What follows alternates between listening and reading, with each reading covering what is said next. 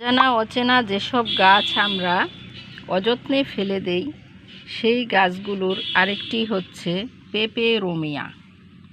অনেকে বাংলায় বলে লুচি পাতা। এটা সায়েন্সের বা বিজ্ঞানের যারা স্টুডেন্ট ছিলেন, যারা বিজ্ঞানের স্টুডেন্ট আছে বর্তমানে, তারা এটাকে চিনবে।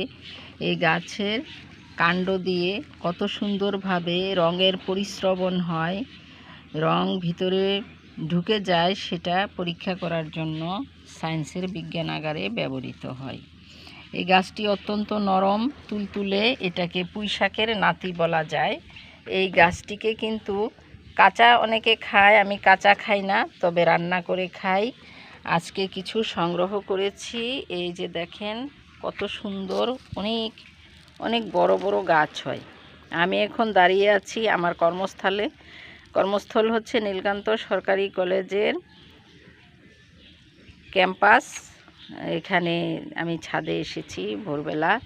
তো এই গাছগুলো আমি এখান থেকে সংগ্রহ করেছি। অনেক গাছ হয়েছে, আপনারা হয়তো দেখতে পারেন যে আশেপাশে পুরনো একটু দেয়াল পেলেও হয়। এই যে এখানে দেয়ালে হয়ে আছে, সিঁড়ির চিলেকোঠায়। আর এইভাবে প্রত্যেকটি জায়গায় জায়গায় এই গাছ আছে, সংগ্রহ করেছি। এছাড়া বিভিন্ন জায়গা থেকে মাঝে মাঝেই আমি শাক নেই, এখানেও কয়েকটা আছে। এগুলো অনেক নরম কচি পাতা। আমি আজকে ইনশাল্লাহ রুই মাছ দিয়ে রান্না করব। রুই মাছ ভেজে রেখেছি। তো সবাই এই গাছটিকে নিঃসন্দেহে খেতে পারেন, এই পেপেরোমিয়া গাছ। আল্লাহ হাফেজ।